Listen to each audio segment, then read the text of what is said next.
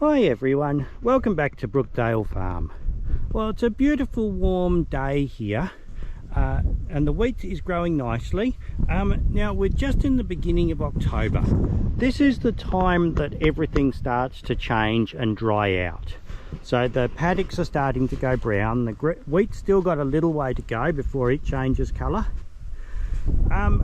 And now is the time to do the preparation for the fire season that is coming up.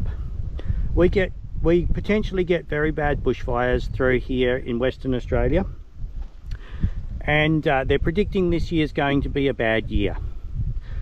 So tomorrow, it's only the 11th of October today, and tomorrow is already going to be 37 degrees or 100 degrees Fahrenheit in the old measurement. That is really hot for this early in the season. Usually it's into November before we start getting these temperatures.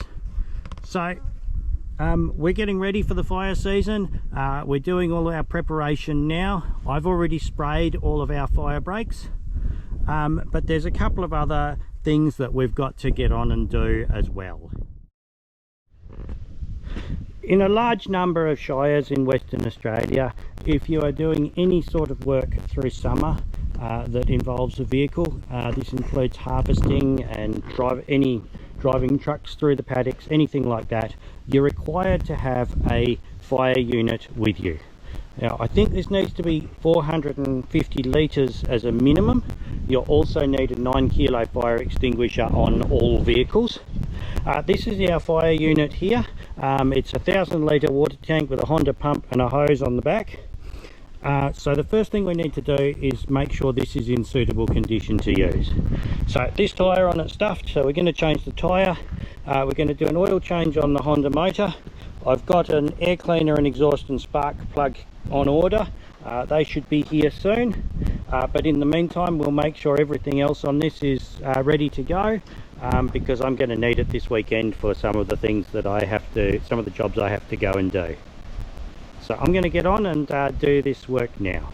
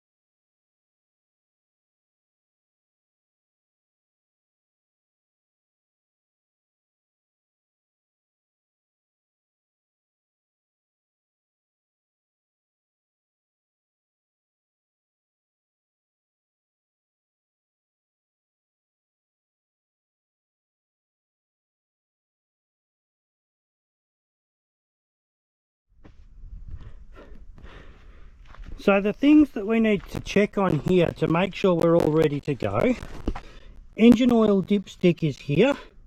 I've just changed that oil so you can't see it, but that is full of oil again. Radiator, obviously we want to top up. We want to wash out this pre-cleaner bowl here.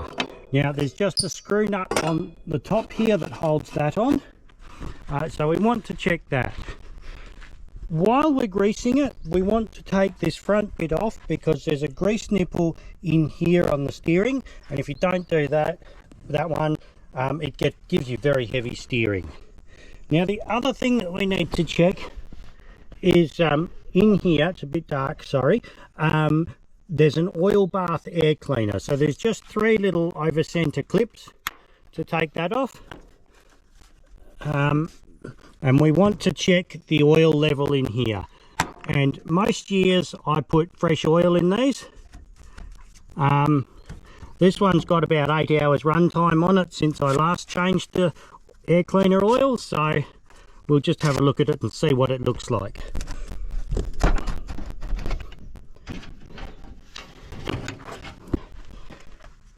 It's slightly on the low side, but that's plenty clean enough to go for another 8-hour run, because that's all this tractor does each year. I'll put that back on in a minute when I've got 2 hands. This one's recently had a new fuel pump on, but you just want to make sure there's no water in the sight glasses here. There's a dipstick back here for your gearbox and differential to check the oil level in there. The filler plug is up here next to the two gear levers.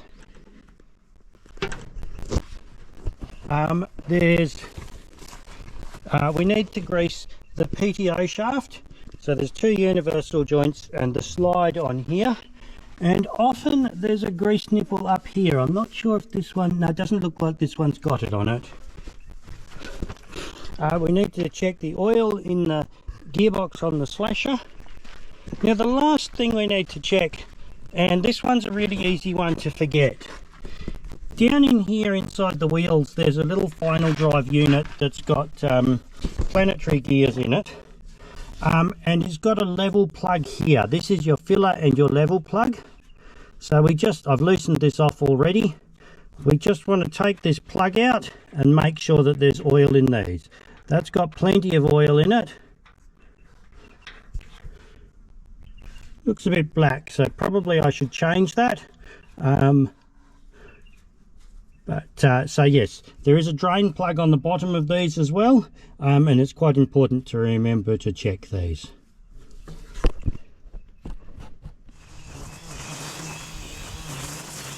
The next job is to grab the whippersnipper and go and clean up around a whole bundle of stuff. This bus is what Jess uses as an art studio. So whilst it does move, it doesn't move very often, so I'll just clean up around it with the whippersnipper. I also use the whippersnipper to clean up around the water tanks and pump and solar panels, so there's no fire risk around them. When we don't have crop in this paddock, the easiest way to clean up all of these spots is to put the stock in here and let them do it. They do a fantastic job. The last thing to do is to run round with the Massey 178 and the plough on the back and just plough all of our fire breaks. This gives a bare earth fire break, which is what the council requires in our shire. Anyway, summer is almost here, so I hope you've all got your fire preparation done too. It's looking like it could be a bad fire season. Anyway, I hope you've enjoyed this video. Thanks for watching, and I'll see you again next time. Bye!